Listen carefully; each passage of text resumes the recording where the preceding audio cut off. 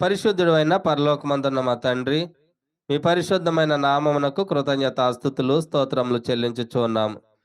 తండ్రి, ఈ ఆదివారము మీ కుమారుడైన యేసుక్రీస్తు వారి పునరుద్ధాన దినమందు మేమందరము సంగముగా కూడి మిమ్మను ఆరాధించుటలో మీరు మాకు ఇచ్చినటువంటి ఈ గొప్ప భాగ్యమును బట్టి కృతజ్ఞతలు తెలియజేస్తున్నాం. తండ్రి, ఇంతవరకు మీకై స్తుతిగీతలు పాడి ఉండగా మా స్తుతులను మీరు అంగీకరించినారని మేము నమ్ముచున్నాము. తండ్రి, ఇప్పుడు మీరు మా కొరకు రాయించి ఇచ్చిన పరిశుద్ధ గ్రంథంలో నుండి కొన్ని విషయాలు మేము ఆలోచన చేయడానికి సిద్ధపడుచుండగా మా అందరి ఆత్మీయ జీవితాలకు కావలసిన మీ విలువైన మాటలను మాకు వినిపింపచేయండి. తండ్రి, ఈ మాటలు వినుచున్న మేము విడిచిపెట్టి కొట్టుకొని పోవరంగా కాకుండా విన్న వాక్య ప్రకారము ఈ భూమి మీద మీదట యథార్థంగా జీవించటంలో జ్ఞానమును మాకు దయచేయమని ఈ మాటలు వివరించుచున్న నాకును మీ యొక్క జ్ఞానమును వివేకమును గల మంచి మనస్సును మీ ఆత్మ సహాయమును దయచేయమని ఈ ప్రార్థన మీ కుమారుడైన యేసుక్రీస్తు వారి పేరట అడిగి వేడుకొంచున్నాం తండ్రి, ఆమేన్. ఈరోజు మనము నేర్చుకోబోయేటువంటి అంశము కోపపడుట పాపమా అనేటువంటి అంశాన్ని మనము ఆలోచన చేయబోతున్నాము. ఈరోజు మనుషుల్లో విపరీతమైన కోపంతో మండిపడుతున్నటువంటి పరిస్థితులు మనము చూస్తూ ఉన్నాం. అయితే కోపం అనేది చాలా ప్రమాదకరమైనది అని బైబిల్ గ్రంథము మనకు స్పష్టంగా తెలియజేస్తున్నది.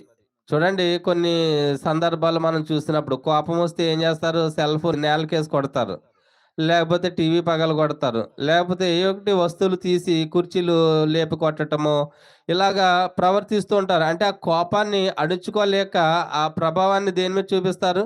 వస్తువుల మీద చూపిస్తూ ఉంటారు. అంతేకాదు మనుషుల మీద కూడా చూపిస్తూ ఉంటారు. కోపంలో మనుషులు చంపేసే వాళ్ళు ఉన్నారా? కోపంతో ఒకే ఒక గుద్దు గుద్ది మనుషులు చచ్చిపోయినటువంటి పరిస్థితి మనం చూస్తాం. అంటే ఈ భూమి మీద మనిషి యొక్క కోపాన్ని బట్టి మనుషులను, వస్తువులను నాశనం చేయటమే కాదు, చూడండి, పరలోకం అనేటువంటి ఒక స్థలం ఉంది. ఆ స్థలాన్ని కూడా ఏం చేస్తది? మార్చేస్తది. చూడండి, మన కోపము పరలోకం అనేటువంటి ఆ స్థలానికి పోయేటువంటి పరిస్థితి లేకుండా మనుషులకి చేస్తది. ఆ కోపాన్ని బట్టి మనం నష్టపోతామా? మేలు పొందుకుంటామంటే నష్టపోయేటువంటి పరిస్థితి. ఈరోజు ప్రపంచవ్యాప్తంగా మనుషులు చూసినప్పుడు రకరకాల విధానాలు, రకరకాల పద్ధతులు, రకరకాల స్వభావాలతో మనుషులు జీవిస్తూ ఉన్నారు. వారి కోపాన్ని వ్యక్తపరచుటలో దేన్నైనా కొట్టడం గాని, ఎవరినైనా చంపడానికి గాని వెనకాడినటువంటి పరిస్థితులు చాలా స్పష్టంగా కనపడుతున్నటువంటి పరిస్థితి. అంటే ఈరోజు మనం ఆలోచన చేయగలిగితే మనుషుల్లో అయితే కోపము ఉంది. అయితే దేవునికి కోపం ఉందా లేదా? ఈరోజు క్రైస్తవులు అనుకుంటున్నటువంటి ఆలోచన ఏంటి అనంటే, దేవుడు చాలా ప్రేమ కలిగిన వాడు. ఆయన పంపించినటువంటి కుమారుడు దయామయుడు, కరుణామయుడు, కృపామయుడు. ఆయన మనం ఏం చేసినా కూడా క్షమించేసి తండ్రి దగ్గరికి మనల్ని క్షేమంగా తీసుకువెళ్తాడు అనేటువంటి ఆలోచనతో జీవిస్తూ ఉన్నారు. చూడండి, ఇజ్రాయేలీలు కూడా ఏం చేశారు? దేవునికి కోపం పుట్టించినందున దేవునికి కోపం వచ్చింది. దేవునికి కోపం వస్తే అప్పుడు ఇజ్రాయేలీలకి దేవునికి మధ్యవర్తిగా ఎవరున్నారు? మోషే ఉన్నారు. అక్కడ ఒకసారి మనం చూడగలిగితే నిర్గమకాండము 32వ అధ్యాయము, అక్కడ సందర్భం ఏంటి అనంటే, మోషే కొండ దిగటం తడువు చేశాడని ఏమైపోయారు? వీళ్ళ బొమ్మను పెట్టుకుని ఇంకా పూజించడం మొదలు పెట్టారు. అయితే దేవునికి కోపం రాదా? మనల్ని ఐగుప్తు నుండి తీసుకుని వచ్చినటువంటి, మనల్ని రక్షించినటువంటి దేవుడు ఈ దూడే అని పూజించుచు ఉన్నప్పుడు ఇక్కడ దేవునికి కోపం వస్తుందా రాదా అనంటే దేవునికి ఖచ్చితంగా కోపం వస్తుంది. కోపం వస్తే ఏమవుతుంది? మన పిల్లల మీద కోపం వచ్చింది అనుకోండి, ఏం చేస్తాం? అసలు కోపం ఎందుకు వస్తుంది మన పిల్లల మీద? మాట వినకపోతే మనం ఒకటి చెప్తే వాళ్ళు మరొకటి చేస్తూ ఉంటారు. అలాంటప్పుడు కోపం వస్తుందా రాదా? కోపం వస్తే ఏం చేస్తారు? దగ్గరికి అలా తీసుకుని ముద్దు పెట్టుకుంటారు కదా, నా అమ్మ నా బంగారం అని ముద్దు పెట్టుకుంటారు కదా. అంటే కోపం వచ్చింది అని అంటే చేతిలో ఏది ఉంటే అది తీసుకుని కొడతారు. అయితే చూడండి, ఇక్కడ ఇజ్రాయేలీలు చేసినటువంటి ఆ తప్పిదాన్ని బట్టి దేవుడు చెప్పినటువంటి ఆ మార్గాన్ని విడిచి వాళ్ళు ఏం చేశారంటే తొలగిపోయారు. చూడండి, అక్కడ పరిస్థితులను బట్టి మనం ఆలోచన చేయగలిగితే నిర్గమకాండము 32వ అధ్యాయము 8వ వచనం మనం చూడగలిగితే, నేను వారికి నియమించిన త్రోవ నుండి త్వరగా తొలగిపోయి తమ కొరకు పోతపోసిన దూడను చేసుకుని దానికి సాగిలపడి బలి అర్పించి, ఓ ఇజ్రాయేలు, ఐగుప్తు దేశం నుండి నేను రప్పించిన నీ దేవుడు ఇదే అని చెప్పుకొనిరా నేను. ఇప్పుడు దేవునికి కోపం వస్తుందా రాదా? ఆయన అంటాడు, గ్రద్ద రెక్కల మీద తీసుకుని వచ్చినట్లుగా తీసుకువచ్చారని రాయబడి ఉంటది గ్రంథంలో. అంటే అంతలా ఒక్కసారి చూడండి, ఎర్ర సముద్రం దాటి యువతలకు వచ్చిన తర్వాత, ఎర్ర సముద్రము దాటడం అంటే మామూలు విషయం అండి? అంత గొప్ప అద్భుతాన్ని చేసినటువంటి దేవుడు అంటే అప్పుడు వీళ్ళకి ఆ దూడ రూపం ఉందా? లేదు. అయితే ఇక్కడ మనం చూడగలిగితే దేవునికి కోపం పుట్టించారు వీళ్ళు. దేనిని బట్టి? ఆయన నియమించినటువంటి త్రోవను విడిచి ఏం చేశారంట? తొలగిపోయారు. ఎలాగా? త్వరగా. అంటే ఆయన అక్కడ కొండ మీద ఆజ్ఞలు ఇస్తూనే ఉన్నారు. ఇక్కడ వీళ్ళు ఏమైపోయారు? ఏదైతే వద్దని ఆయన చెప్పబోతూ ఉన్నాడో దాని నుండి ఏమైపోయారు వీళ్ళు? తొలగిపోయినట్లుగా మనం చూస్తా ఉన్నాం. అయితే ప్రియులారా, అందుని బట్టి ఇక్కడ మనం చూడగలిగితే 9వ వచనము, మరియు యెహోవా ఇట్లనెను, నేను ఈ ప్రజలను చూచి ఉన్నాను, ఇదిగో వారు లోబడనొల్లని ప్రజలు. అంటే లోబడేటువంటి తత్వం వీళ్ళకి లేదు. కావున నీవు ఊరకుండుము, నా కోపం వారి మీద మండును అంటూ ఉన్నారు. అంటే ఇప్పుడు ఆయనకి ఏమొచ్చింది? కోపం వచ్చింది. మనుషులకు కోపం వస్తే వస్తువులే పగులుతాయి. దేవునికి కోపం వస్తే ఎలా ఉంటది? మోషే గారితో ఏమంటున్నారనంటే, నీవు ఊరుకుండము, నా కోపం వారి మీద మండును, నేను వారిని కాల్చివేసి నిన్ను గొప్ప జనముగా చేసేదనని మోసేతో చెప్పగా. ఏం చేస్తానంటున్నారు? అంటే వాళ్ళు చేసినటువంటి ఆ మాత్రం దానికే అలా కాల్చేయాలనంటే, దేవుడు వాళ్ళకి చేసినటువంటి మేలును మర్చిపోయి, ఆయన ఇచ్చినటువంటి ఆజ్ఞను మర్చిపోయి, త్వరగా త్రోవ తప్పిపోయారు వాళ్ళు. మరి దేవునికి కోపం రాదా?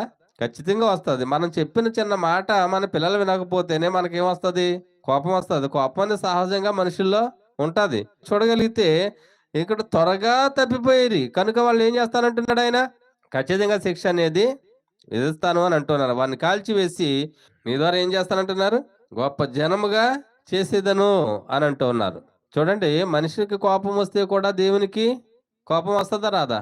అంటే మనిషికి కోపం రావచ్చా? అదిగో చూడండి, ప్రసంగి గ్రంథంలో అంటూ ఉన్నారు.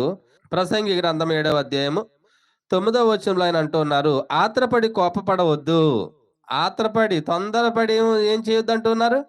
కోపపడొద్దు అని అంటూ ఉన్నారు. తొందరపడి కోపపడటం వలన వచ్చేటువంటి నష్టం ఏంటంట? ఆ నష్టం ఎలా ఉంటుంది అనంటే చాలా ప్రమాదకరంగా ఉంటది. చాలా ప్రమాదకరమైనటువంటి పరిస్థితి. అందుకే అంటున్నారు, ఆత్రపడి కోపపడవద్దు. బుద్ధిహీనుల అంతరింద్రియమందు కోపము సుఖ నివాసము చేయును. కోపం అనేది బుద్ధిహీనులకు వస్తదంట. అందుకే ఆత్రపడి కోపపడేది ఎవరు? బుద్ధి లేనోళ్ళు. చూడండి, బుద్ధి లేనోళ్ళు ఎలా ఉంటారంట? బుద్ధిహీనుల అంతరింద్రియములందు కోపము సుఖముగా నివాసం చేస్తదంట. అంటే ఎప్పుడు కూడా ఎలా ఉంటారంట? కోపంతోనే ఉంటారు. అంటే కోపపడటం అనేది చాలా ప్రమాదకరమైనటువంటి పరిస్థితి. అంటే ఇక్కడ మనం చూడగలిగితే తొందరపడి కోపపడటం వలన మనము వస్తువులు నష్టపోతాం ఈ భూమి మీద. ఈ భూమి మీద నష్టపోవటమే కాదు, ఈ భూమిని దాటిన తర్వాత పరలోకం అనేటువంటి ఆ స్థలాన్ని, ఆ పట్టణాన్ని మనం ఏం చేస్తామనంటే కోల్పోయేటువంటి పరిస్థితి ఏర్పడుతుంది. అందును గూర్చి ఇక్కడ ఆత్రపడి కోపపడవద్దు అని అంటూ ఉన్నారు. ఆత్రపడి కోపపడవద్దు అనేటువంటి ఈ మాటను బట్టి మనము చూడగలిగితే కోపపడటం వలన ఏం జరుగుతుంది అనంటే, కీర్తనల గ్రంథం 37వ అధ్యాయము 8వ వచనం, కోపము మానుము, ఆగ్రహము విడిచిపెట్టుము అని అంటూ ఉన్నారు. కోపం ఏం చేయాలంట? మానేమంటున్నారా? పర్వాలేదులే అంటున్నారా?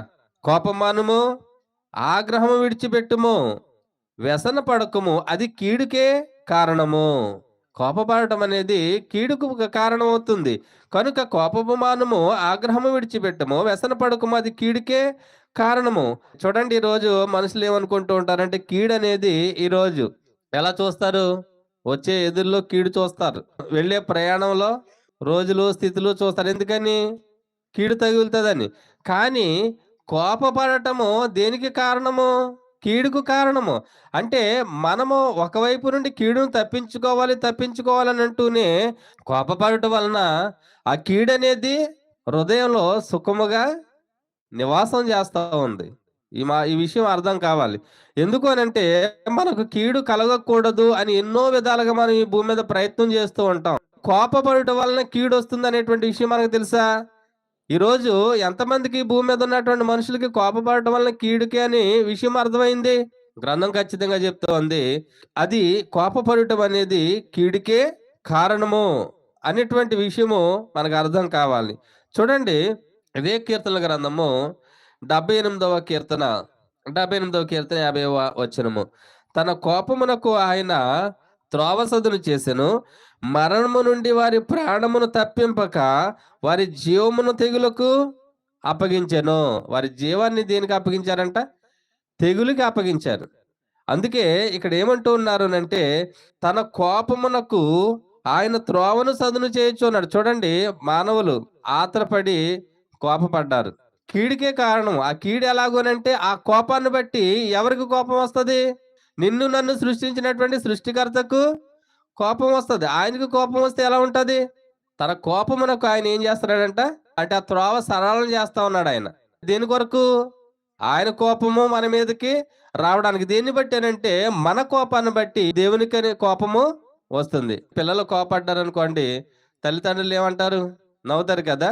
తల్లిదండ్రుల మీద కళ్ళెర్ర చేసి మాట్లాడుతున్నా అనుకోండి, తల్లిదండ్రులు నాయమ్మ నా బుజ్జి అంటారు కదా! పిల్లలు పెద్దవాళ్ళ మీద కోపపడినప్పుడు వాళ్ళు ఊరుకుంటారంటే ఊరుకోరు. అయితే ఈరోజు మనము దేవుని మీదే కోపపడేటువంటి పరిస్థితి లేదా? చూడండి, మనుషుల మీద కోపపడతాము, దేవుని మీద కోపడతాం. ఒకవేళ మనుషుల మీద కోపడ్డాం అనుకోండి, దేవుడు ఏం పట్టించుకోడా? చూడండి, మనం మనుషుల మీదే కదా కోపపడేది అని అనుకుంటూ ఉంటాం.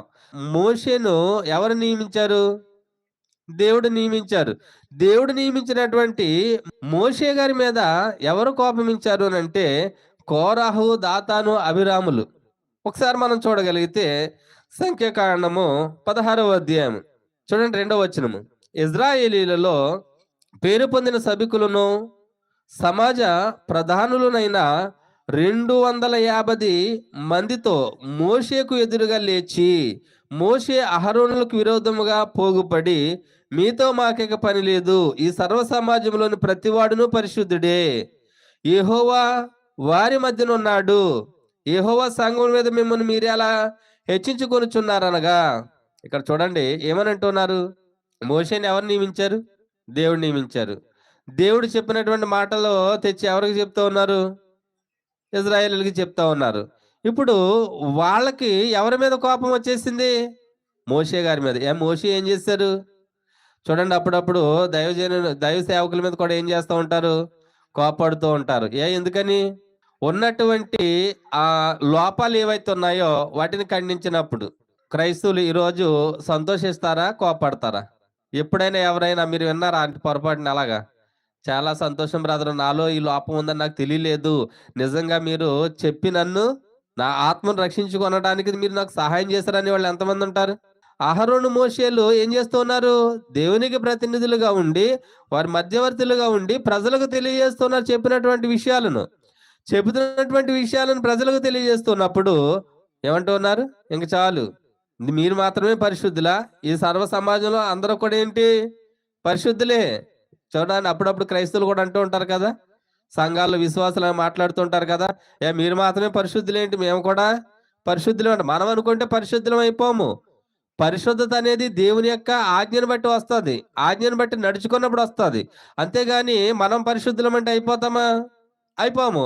అదే ఇక్కడ చూడండి, వీళ్ళు ఏమంటూ ఉన్నారునంటే, మోషే అహరోనులకు విరోధంగా పోగుపడి, మీతో మాకిక పని లేదు, ఈ సర్వ సమాజంలోని ప్రతివాడు పరిశుద్ధుడే, యెహోవా వారి మధ్యన ఉన్నాడు, యెహోవా సంఘం మీద మిమ్మల్ని మీరెలా హెచ్చించుకొనుచున్నారు అని అంటూ ఉన్నారు.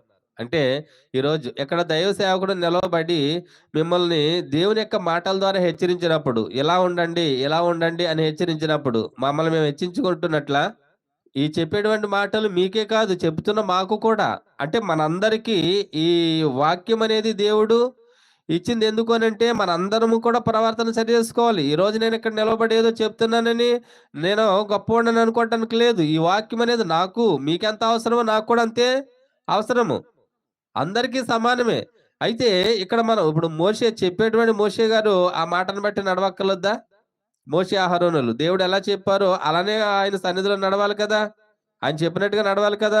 ఇప్పుడు నువ్వు వెళ్ళి ప్రజలతో ఈ విషయం చెప్పు అని అన్నారు దేవుడు. మీలో ఈ లోపం ఉందని చెప్పు అని అన్నారు. మోషే వెళ్ళి చెప్పలేదు, ఎందుకులే వీళ్ళు బాధపడతారు అని. ఇప్పుడు దేవుడు మోషేని అడుగుతారా? అడగరా? నేను చెప్పింది ఏంటి, నువ్వు చేసింది ఏంటని దేవునికి కోపం వస్తుందా రాదా? ఇప్పుడు వీళ్ళకి కోపం వచ్చేసింది. ఎందుకని? అలా వచ్చి చెప్తూ ఉన్నారని. అంటే ఇక్కడ సర్వ సమాజం మీద మిమ్మల్ని మీరు హెచ్చించుకుంటున్నారంటే దాని అర్థం ఏంటి? ఆయన చెప్పేటువంటి మాటల ప్రకారం వాళ్ళకి జీవించడానికి ఇష్టపడటం లేదు, కోపం వచ్చేస్తుంది. ఇంకా మా పని మేము చూసుకుంటాంలేంట. చాలా చోట్ల సంఘాలు అలా అంటూ ఉంటారు. మీరు పక్కకు ఉండండి, ఇంక మేము చూసుకుంటాంలే అంటూ ఉంటారు. చూడండి, ఇక్కడ జరిగేటువంటి విషయాలను బట్టి మీరు ఎప్పుడు కూడా మమ్మల్ని ఇలాగా, అలాగా ఉండాలి, ఇలాగుండాలి, అలాగుండాలనే చెప్తూ ఉన్నారు. కనీసం దేవుడు కూడా అంత అలా పట్టించుకోడేమో మీరు పట్టించుకున్నట్లుగా అని అంటూ ఉంటారు. ఏవండీ, దేవుడు కూడా అంత అలాగా ఏం పట్టించుకోడు గానీ, మీరు మాత్రం ప్రతీదీ కూడా ఎలాగా చూస్తారండి అనంటే, దేవుని యొక్క మాటను బట్టి మనం ఏం చేస్తామనంటే, చూడటం అనేది జరుగుతూ ఉంది. మనం పట్టించుకోము అనంటే, ఇప్పుడు అసలు దేవుడు ఆ మనసు కలిగి ఉన్నాడు గనక, ఆ మనసు ఎరిగినటువంటి దైవ సేవకుడైతే ఖచ్చితంగా ఆ మనసును అనుసరించి ప్రజలను హెచ్చరించడానికి సిద్ధపడతాడు. అలా హెచ్చరించినప్పుడు ఎలా ఉంటది ప్రజలకి, వినేవాళ్ళకి? చాలా బాధ కలుగుతది. చూడండి, ఎప్పుడైనా సరే దేవుని యొక్క మాటలు వినబడుతున్నప్పుడు మనకి బాధ కలుగుతుంది, లేక కోపం వచ్చేస్తుందనంటే అది మనల్ని సరిజేయటానికే. ఒకవేళ కోపం వచ్చేస్తుందనంటే సరి చేసుకునేటువంటి పరిస్థితి మనకి లేదనేటువంటి విషయం అర్థం కావాలి. ఇక్కడ ఎప్పుడైతే మోషే మీదకి వీళ్ళు ఎదురు తిరిగారో, ఇప్పుడు దేవునికి కోపం రాదా? మోషే అహరోనులేనేంటి, వీళ్ళందరూ కూడా పరిశుద్ధులే కదా అని అనుకోవాలి కదా దేవుడు.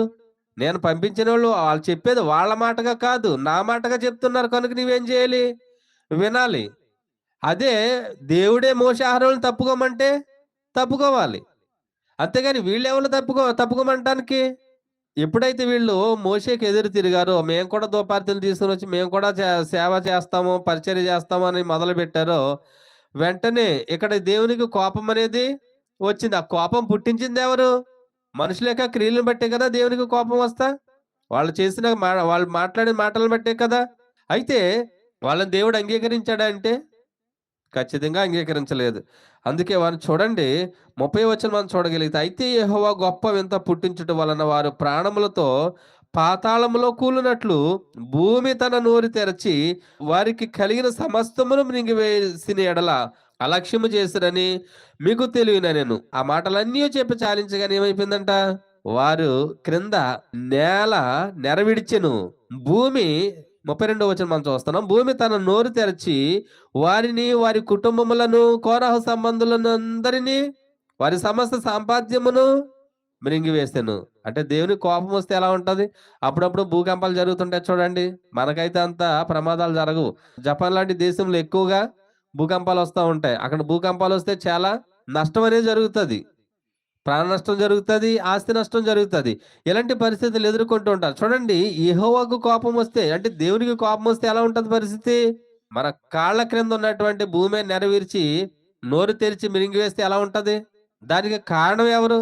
దేవునికి అలాగూ కోపం రేపడానికి కారణం ఎవరు? వాళ్ళు అలా మాట్లాడకపోతే దేవునికి కోపం రాదు కదా.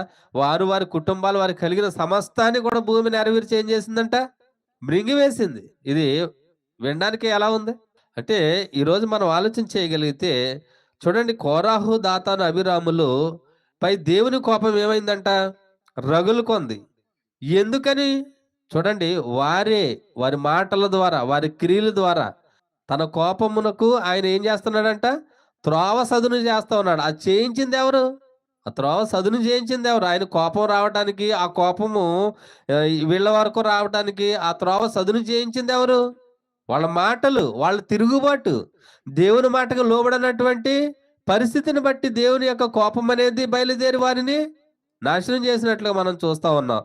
దేవుని వద్ద నుండి కోపం బయలుదేరి వారి వరకు రావడానికి మార్గాన్ని వేయించుకున్నారు. ఎవరి చేత? దేవుని చేత. చూడండి, మనమైతే దేవుడు దీవించమనంటే నన్ను దీవించండి, నా బిడ్డలను దీవించండి అని ప్రార్థన చేస్తాం, అది వేరు. మన మాటలు బాలేనప్పుడు అది ఎలా ఉంటది? దేవుడు వింటున్నాడా? దేవుడు చూస్తున్నాడంటే ఖచ్చితంగా వింటున్నాడు, చూస్తున్నాడు. మన మాటలు బాలేదు అనంటే దేవుని చేత మనం మార్గం వేయించుకుంటున్నాం ఆయన కోపం మన వరకు రావడానికి. ఇక్కడ దాతాను, అభిరాములు వీళ్ళందరూ కూడా ఏం చేశారు? వారి సంబంధాలందరూ కూడా ఏం చేశారు?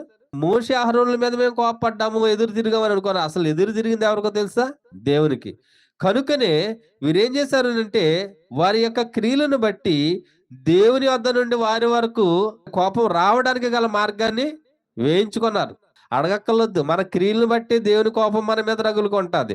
అదే మనకి దీవెన కావాలి అనంటే, నేను మారాలి అనంటే, నా ప్రవర్తన బాగోవాలి అనంటే మనం దేవుణ్ణి అడగాలి. అదే ఆయన కోపం మన మీదకి రావాలి అనంటే ఏం అడగక్కర్లొద్దు. మన క్రియలను బట్టి ఏమైపోద్దంట? మార్గం అనేది ఏర్పడిపోద్ది మన వరకు ఆయన కోపము రావడానికి.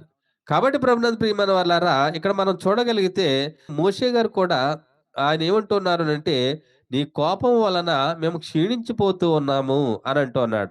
ఒకసారి మనం 90వ కీర్తన మనం చూడగలిగితే, దేవుని కోపం వల్ల మనుషులు ఏమైపోతున్నారంట? ఆయన అంటున్నాడు చూడండి 90వ కీర్తన 7వ వచనము, "నీ కోపం వలన మేము క్షీణించుచున్నాము. నీ ఉగ్రతను బట్టి దిగులు పడుచున్నాము" అంటూ ఉన్నాడాయన. అంటే దేవునికి కోపం వస్తే మనుషులు ఏమైపోతారు? క్షీణించిపోతారు. చూడండి గడిచినటువంటి దినాలలో మనం చూసినప్పుడు కరోనా వలన ప్రపంచవ్యాప్తంగా ఎంతమంది నష్టపోయారు? ఎంతమంది క్షీణించిపోయారు? హాస్పిటల్‌కి వెళ్ళిన వాళ్ళు హాస్పిటల్ నుండి అలానే శ్మశానానికి వెళ్ళిపోయినటువంటి పరిస్థితి. మనుషుల యొక్క క్రియలు బాలేనప్పుడు దేవుని యొక్క కోపం అనేటువంటి మార్గాన్ని వాళ్ళు వేసుకుంటూ ఉన్నారు.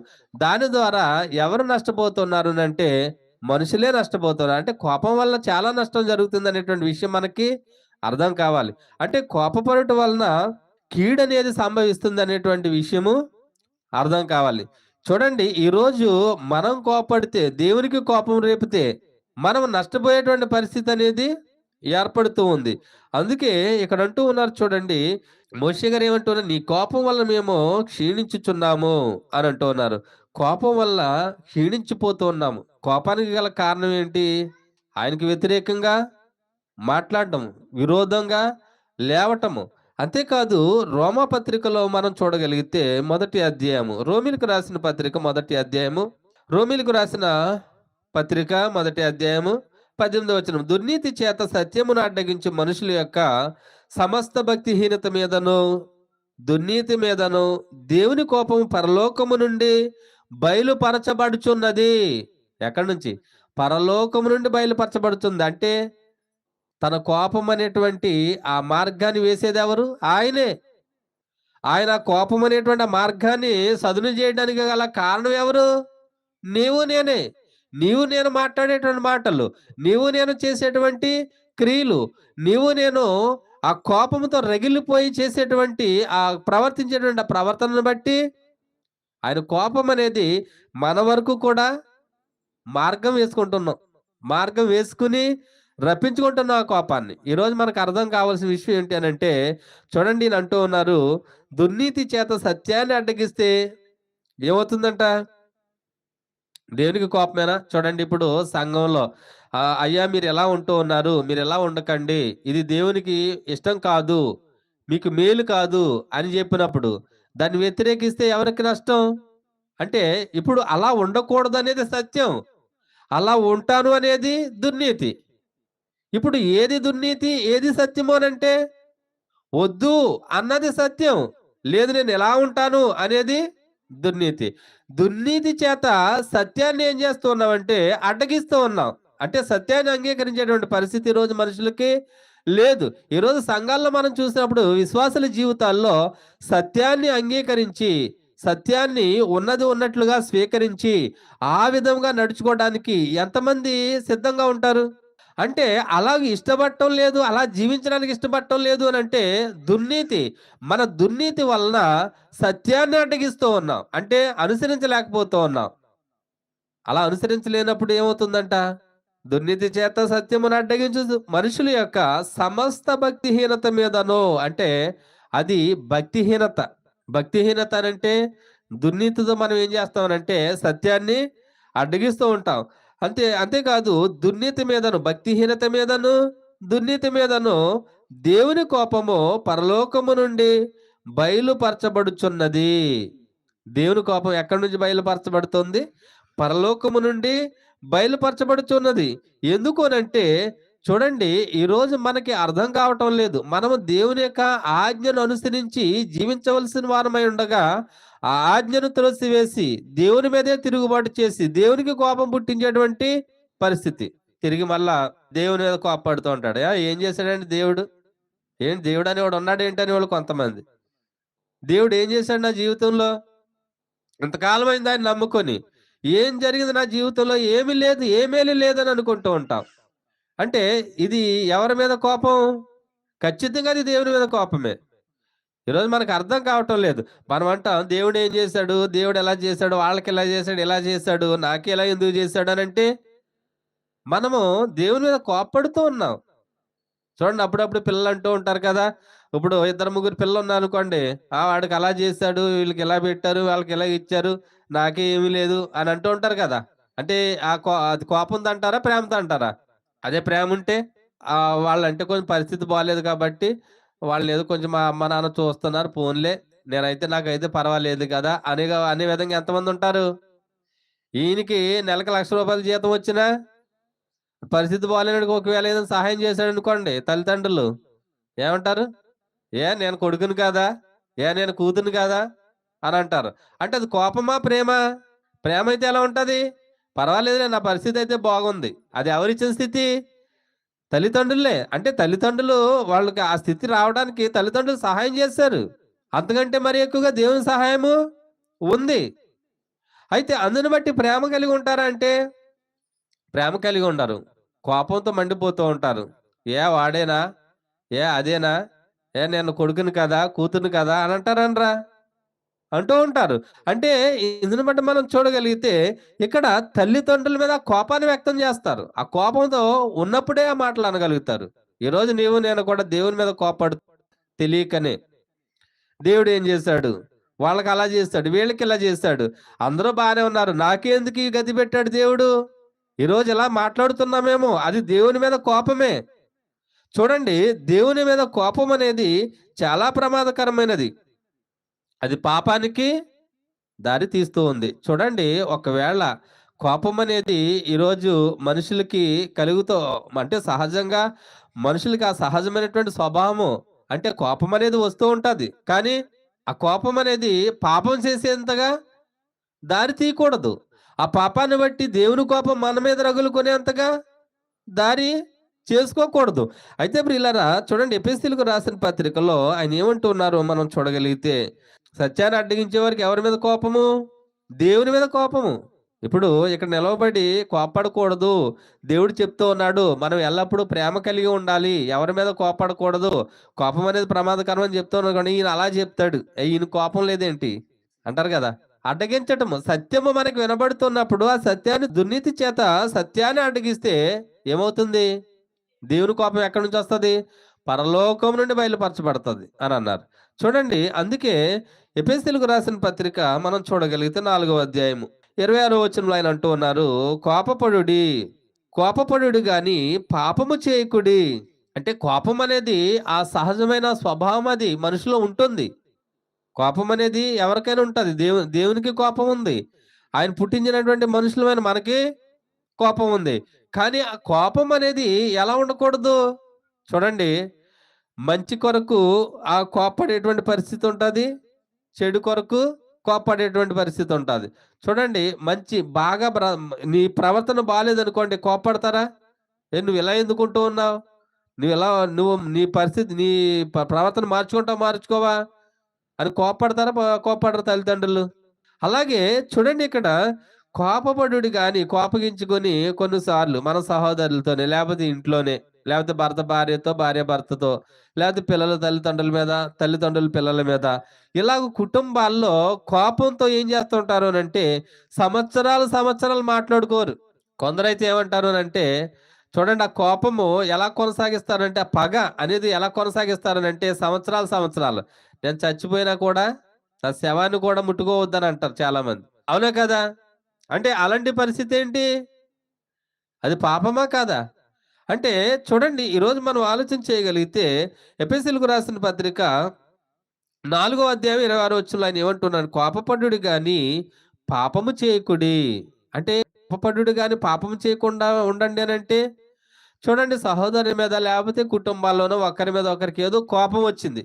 కోపం వచ్చిందని మూత ముడుచుకొని వారం రోజులు, నెల రోజులు, సంవత్సరాలు అలా మాట్లాడకుండా ఉండిపోతే వారం రోజులు, సంవత్సరాలు, నెలలు, సంవత్సరాలు అక్కర్లేదు. ఈవేళ ఏదన్నా అనుకున్నారు, కోప్పడ్డారు. ఇప్పుడు అది ఎప్పటి వరకు మరలా సమాధాన పడిపోవాలి? అంటే ఇప్పుడు రోజులు, వారాలు, నెలలు, సంవత్సరాలు గడిచిపోతున్నాయనంటే మనం పాపాన్ని ఏం చేసుకుంటూ ఉన్నాం?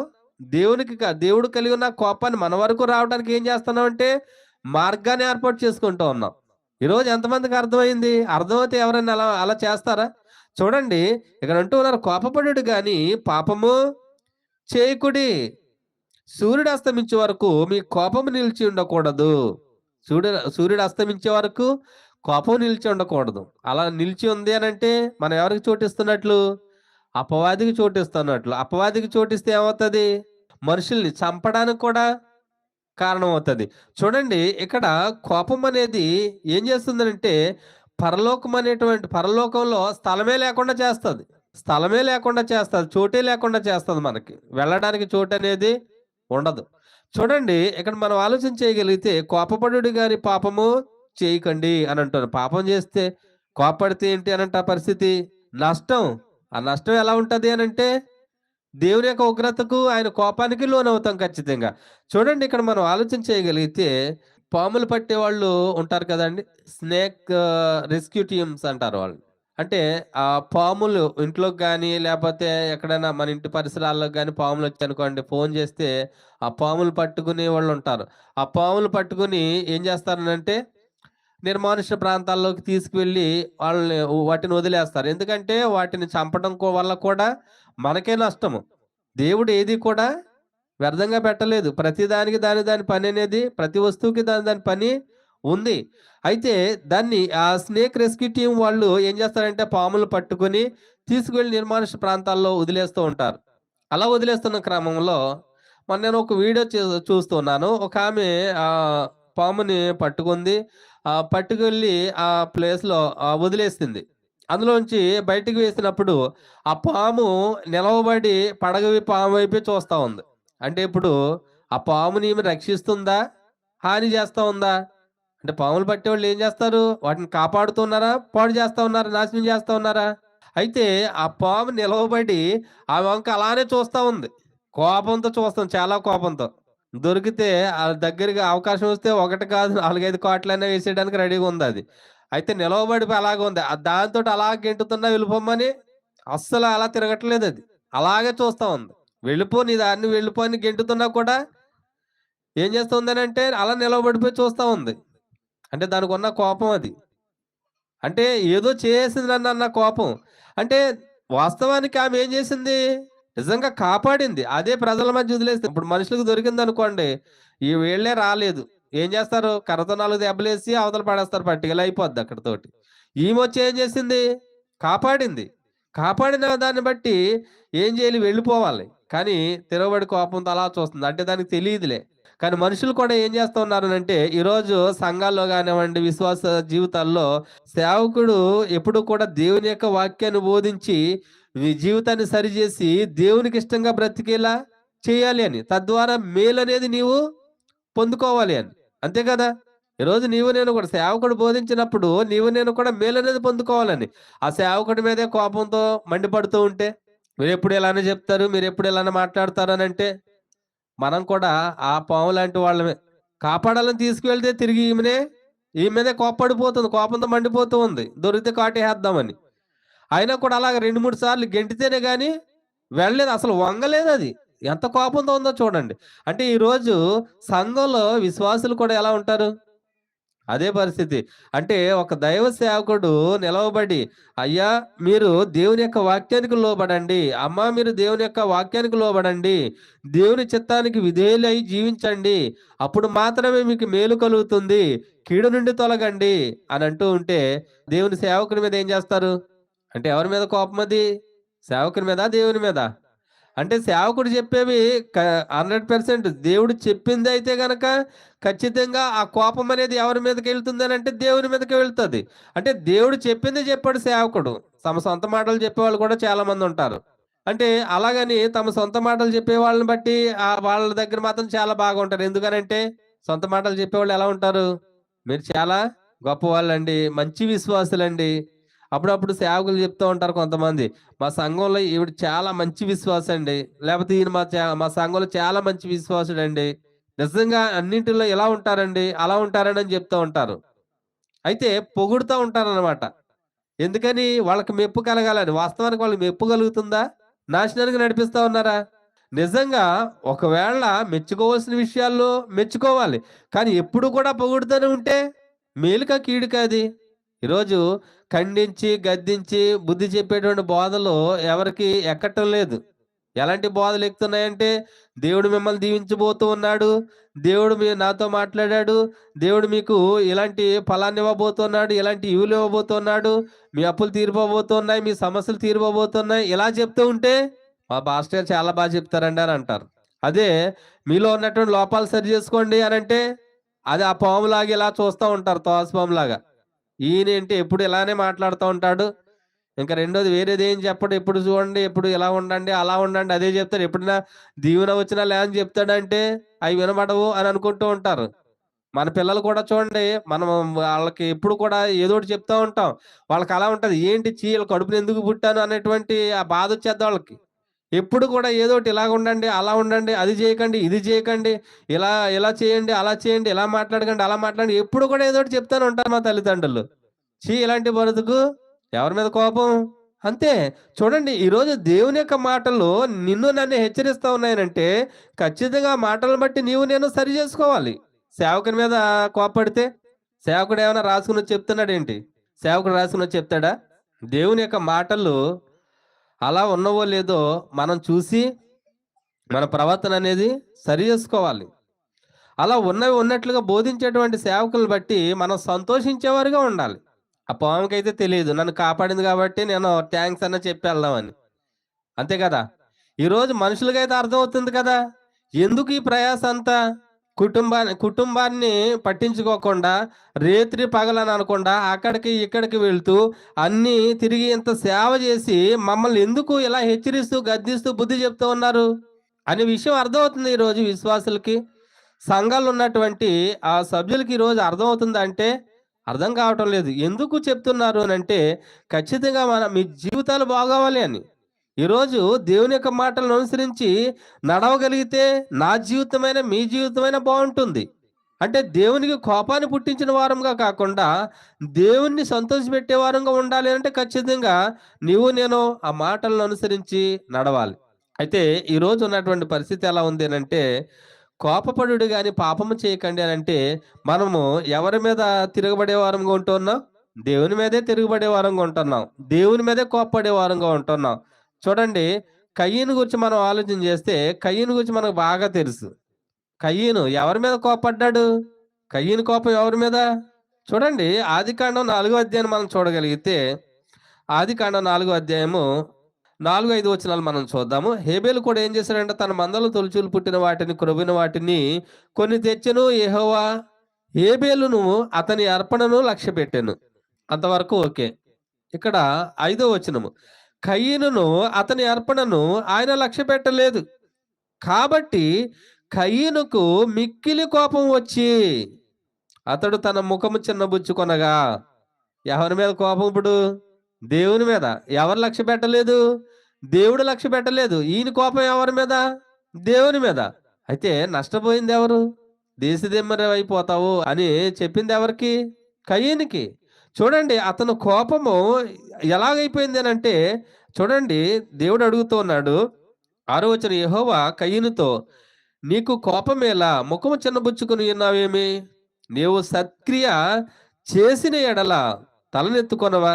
సత్క్రియ చేయని ఎడల వాకిట పాపము పొంచి ఉండును. వాకిట ఏముంటదంట? పాపము పొంచి ఉండును. చూడండి, కయీనుకి కోపం వచ్చేసింది. కోపంలో ఈయన ఏం చేస్తాడు ఇప్పుడు? పాపం చేస్తాడా చేయడా? చూడండి, వాకిట పాపం పొంచి ఉండును. నీ ఎడల దానికి వాంఛ కలుగును. ఎప్పుడు నీ చేత పాపం చేయిందామా అనేటువంటి కోరిక కలిగి ఉంటది. చూడండి, నీవు దానిని ఏలుదువు. ఆ కోపాన్ని ఏం చేస్తాడంటే ఆయన, దానికి ఏమో కోరిక కలిగి ఉంటది పాపం చేస్తే బాగుండని. ఈయనేమో దాన్ని ఏల్తా ఉంటాడు. అంటే చేసి. చూడండి, ఇక్కడ నీవు దానిని ఏలుదువు. 8వ వచనం. కయీను తన తమ్ముడైన హేబెలుతో మాటలాడెను. వారు పొలములో ఉన్నప్పుడు కయీను తన తమ్ముడైన హేబెలు మీద పడి అతని చంపెను. చూడండి, దేవుని మీద వచ్చినటువంటి ఆ కోపాన్ని బట్టి కోపచిత్తుడైపోయి ఈయనేమైపోయాడు? తన తమ్ముడినే చంపేంతగా. అంటే ఈ భూమి మీద కోపం, మనుషుల్లో ఉన్నటువంటి కోపం అనేది మనుషులని నాశనం చేస్తది, వస్తువులని నాశనం చేస్తదని మనం చెప్పుకున్నాం. అంటే ఈరోజు మనం ఆలోచన చేయగలిగితే, ఇక్కడ కయీనుకు వచ్చినటువంటి కోపాన్ని బట్టి తన తమ్ముడైన హేబెలు మీద పడి చంపేశాడు. దానికి ఆయన మీదకి శిక్ష వచ్చిందా లేదా అనంటే ఖచ్చితంగా ఎందుకు అనంటే ఆయన కోపం ఎవరి మీద అనంటే దేవుని మీద. ఈరోజు నీవు నేను కూడా మనము మనుషుల మీద కోప్పడుతున్నాం అని అనుకోవచ్చు. కానీ ఆ కోపం ఎవరి మీద అనంటే దేవుని మీద. భర్త భార్య మీదైనా, భార్య భర్త మీదైనా అంటే అంటే సరి చేయటానికి కోపపడటం వేరు. చూడండి యేసుక్రీస్తు వారు కూడా యెరూషలేము దేవాలయంలో ఏం చేశారనంటే అక్కడ వ్యాపారపు టిల్లుగా మార్చేశారు. వారి మీద కోపం వచ్చేసింది. అంటే ఇప్పుడు మంచి చేయాలనా కోపమా? చెడు చేయాలనా? ఇప్పుడు కయీను కోపం ఎలాంటిది? కీడు చేశాడు. తన తమ్ముడినే చంపేసేంత కీడు చేశాడు. తన కోపం వలన ఆయనకేమొచ్చిందనంటే కీడు. 13వ వచనం అందుకు కయీను నా దోష శిక్ష నేను భరించలేనంత గొప్పది అని అంటున్నాడు. ఆయన భరించలేనంత గొప్పది ఆ శిక్ష. తన కోపానికి వచ్చినటువంటి శిక్ష ఎంత గొప్పదంట? ఆయన భరించలేనంత గొప్పది. ఈరోజు మనం ఆలోచన చేయగలిగితే కోపం అనేది ఖచ్చితంగా ఒక మనిషిని శిక్షకు నడిపిస్తుందనేటువంటి విషయము మనకు అర్థం కావాలి. ఒక వ్యక్తి కోపపడుతూ ఉన్నాడు అంటే ఆ కోపానికి కలిగేటువంటి కీడును బట్టి నిత్యజీవం అనేటువంటి దీవెన కోల్పోయేటువంటి పరిస్థితి ఏర్పడుతుంది. కయీను యొక్క కోపము ఎవరిపైన అంటే దేవుని మీద. దేవుని మీద కోపంతో ఆయన తమ్ముడిని ఏం చేశాడు? చంపేశాడు. అందుకే ఎఫెసీ పత్రిక మనం ఆలోచన చేయగలిగితే ఎఫెసీలకు రాసిన పత్రిక 4వ అధ్యాయం 31వ వచనం మనం చూడగలిగితే 26 చదువుకున్నాం కదా. కోపపడుడి గాని పాపము చేయకుడి, సూర్యుడు అస్తమించే వరకు మీ కోపము నిలిచి ఉండకూడదు అని అన్నారు. 31వ వచనం అంటున్నారు సమస్తమైన ద్వేషము, కోపము, క్రోధము, అల్లరి, దూషణ, సకలమైన దుష్టత్వము మీరు విసర్జించాలి అని అంటున్నారు. మానేయాలి అంటున్నారా? మానొద్దు అంటున్నారా? అంటే కోపపడటం అనేది పాపము కనుక ఆ పాపాన్ని చేయటం మానేయాలి. ఈరోజు నేను మనుషులు అనుకుంటున్న నాలో ఏ పాపము లేదని అంటూ ఉంటారు. నువ్వు కోపడుతున్నావు అంటే ఖచ్చితంగా నువ్వు పాపంలో ఉన్నావు. దానికి శిక్ష అనేది దేవుని వద్ద నుండి నీకు రాబోతూ ఉంది అనేటువంటి విషయం ఖచ్చితంగా ఆలోచన చేయాలి. ఒకవేళ పాపము చేసేంత కోపం వచ్చిందా అది నీ కీడికే నా కీడికే అనేటువంటి ఆలోచన నీవు నేను కూడా కలిగి ఉండాలి. చూడండి ఇక్కడ మనం ఆలోచన చేయగలిగితే ఆయన అంటూ ఉన్నారు 31వ వచనము సమస్తమైన ద్వేషము, కోపము, క్రోధము, అల్లరి, దూషణ, సకలమైన దుష్టత్వము మీరు విసర్జించుడి అని అంటున్నారు. అన్ని కూడా ఏం చేయాలంట? మానేయాలి. కోపాన్ని బట్టి ఇదంతా కూడా వస్తది. అల్లరి వస్తది, ఇంకా క్రోధం వస్తది, ద్వేషం వస్తది, దూషణ వస్తది, సకలమైన దుష్టత్వము కూడా ఉంటది కోపాన్ని బట్టి. కాబట్టి ఏం చేయాలంట? కోపాన్ని విసర్జించాలి. దేవుడు ఖచ్చితంగా చెప్తూ ఉన్నారు కోపాన్ని విసర్జించాలి అని. అందుకే యాకోబు గారు రాసినటువంటి పత్రికలో మనం చూడగలిగితే యాకోబు గారు రాసిన పత్రిక 1వ అధ్యాయము 20వ వచనం మనం చూడగలిగితే ఎందుకనగా నరుని కోపము దేవుని నీతిని నెరవేర్చదు. అందుకే చూడండి కోపాన్ని విసర్జించాలి అని చెప్తున్నారు ఎఫెసీ పత్రికలో. ఎందుకు విసర్జించాలి అని అంటే నరుని కోపము దేవుని నీతిని నెరవేర్చదు. అంటే నరుని కోపము దేవుని నీతిని నెరవేర్చదు అంటే ఖచ్చితంగా విడిచిపెట్టాలంటే ఖచ్చితంగా విడిచిపెట్టాలి. ఎందుకంటే కోపం అనేది పాపము. దేవునికి కోపం ఉంది, అవునా కదా? అయితే ఆ కోపాన్ని ఎప్పుడు కూడా మనుషుల మీద చూపించాలని అనుకుంటున్నాడు ఆయన.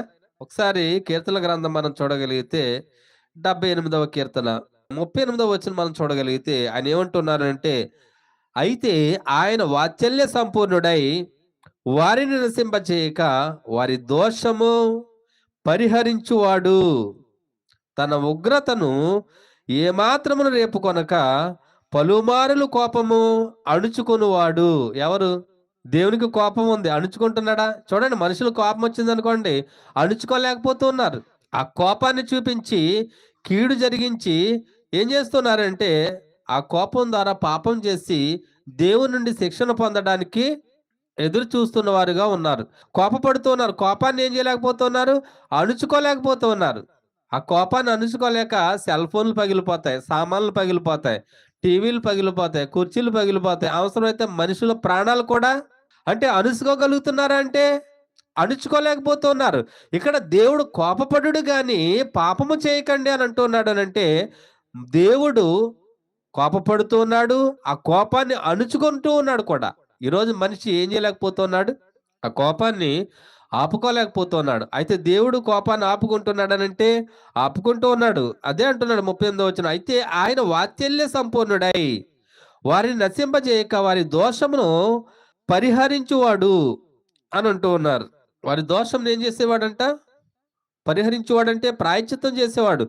తన ఉగ్రతను ఏమాత్రము రేపు కొనక పలుమారులు కోపము అణుచుకునేవాడు. ఎవరు అనంటే దేవుడు. ఈరోజు మనిషి కోపాన్ని అణుచుకునేటువంటి పరిస్థితి ఉందా అంటే లేదు. కోపంతో ఏమైనా చేస్తున్నాడు. కోపంతో తన ప్రాణాన్ని తీసుకోవడానికి కూడా వెనకాడటము లేదు. అంటే ఈరోజు కోపం అనేది పాపం అనేటువంటి విషయం మనకు అర్థం కావాలి. కోపపడటం వలన దేవుని ఎదుట పాపం చేస్తున్న వారు అవుతూ ఉన్నాం. తద్వారా దేవుని యొక్క కోపం పరలోకం నుండి బయలుదేరి మనల్ని ఏం చేస్తుంది? నాశనం చేస్తుంది ఖచ్చితంగా. అయితే చూడండి, ఎప్పుడైతే మన మనస్సును మార్చుకొని మన కోపాన్ని అణుచుకుంటూ దేవుని యొక్క వాక్యానికి ఆయన ఇచ్చినటువంటి మాటలు విని ఆ ప్రకారంగా జీవించడానికి మనం ఇష్టపడతామో, దేవుడు కూడా తన కోపాన్ని అణుచుకోగలిగేటువంటి ప్రేమ కలిగినటువంటి ఆయన. వాత్సల్య సంపూర్ణుడు అని అన్నారు. వాత్సల్యాన్ని చూపించగలడు ఆయన మారితే. చూడండి, నినివే పట్టణము వారి యొక్క దోషము నా ఎదుట మరీ ఘోరమైనదిగా ఉన్నది అన్నప్పుడు యోనాను పంపించి వారికి ప్రకటన చేసినప్పుడు 40 దినాల్లో ఈ దేశము నినివే పట్టణాన్ని నాశనం చేయబోతున్నాడు దేవుడు అని ప్రకటించినప్పుడు ఉపవాసం ఉండి మారు మనసు పొందారు, పశ్చాత్తాపడ్డారు, దేవుణ్ణి వేడుకొన్నారు. ఆయన మనసు మార్చుకున్నారా లేదా? నిజంగా వాత్సల్యాన్ని చూపించారు. ఈరోజు నీ మీద నా మీద చూపించరా? ఈరోజు నీవు నేను కూడా కయ్యను వల్లే దేవుని మీద తిరుగుబాటు చేస్తూ ఉన్నామేమో, ఆయన మీద కోపపడుతూ ఉన్నామేమో. ఒక్కసారి నీవు నేను కూడా ఆలోచన చేసుకోవాలి. ఆయన నిన్ను నన్ను కూడా రక్షించాలి అనేటువంటి ఆలోచనతో ఆయన ఆజ్ఞలు ఇవ్వటం జరిగింది. ఆ ఆజ్ఞలు అనుసరించలేక మనం దేవుని మీద తిరుగుబాటు చేస్తే నష్టపోయేది ఎవరు అనంటే ఖచ్చితంగా నీవు నేను. అయితే కయ్యను వలె ఈరోజు నీవు నేను కూడా కోపపడినట్లయితే, ఆ కోపాన్ని కలిగి ఉన్నట్లయితే ఖచ్చితంగా ఆ కోపము మన కీడికే గాని మేలుకైతే మాత్రము కాదు. అదే నువ్వు ఆ కోపాన్ని అణుచుకొని మార్పు చెంది నీవు దేవుని ఎదుట యథార్థంగా ఆయన మాటలను బట్టి జీవించగలిగితే ఖచ్చితంగా ఆయన కూడా వాత్సల్యాన్ని నీ మీద నా మీద చూపించడానికి గొప్ప దేవుడై ఉన్నారు. కాబట్టి కోపపడటం అనేది పాపము. ఆ పాపాన్ని చేయటం మానుకోవాలి అని అంటే ఖచ్చితంగా మనం కోపాన్ని అణుచుకోవాలి. ఆ కోపం అనేది నీలో నాలో చచ్చిపోవాలి. ఆ కోపం అనేది చచ్చిపోయినప్పుడు ఖచ్చితంగా దేవుని యొక్క కోపం అనేది ఆయన అణుచుకుంటాడు.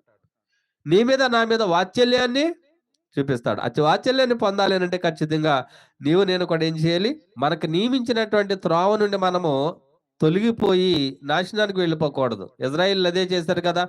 నేను వారికి నియమించినటువంటి ఆ త్రోవ నుండి త్వరగా తొలగిపోయారు. దేవుని యొక్క కోపము వారి మీద మండుకొంది. కానీ మోషే అడ్డుగా ఉండి ఆయన కోపాన్ని ఏం చేశారు? అని వేడుకొన్నాడు. ప్రజల పక్షంగా వేడుకొన్నారు. అయితే ఒకసారి అవకాశం ఇచ్చారు. ఈరోజు దేవుడు నీకు నాకు కూడా అవకాశం ఇస్తున్నాడు మార్చుకోవడానికి, మారు మనసు పొందడానికి. ఆ మారు మనసు పొందితేనే నీకు నాకు కూడా క్షేమము. లేదు అని అంటే నీవు నేను కూడా దేవుని యొక్క దీవెన అనేది కోల్పోతాం.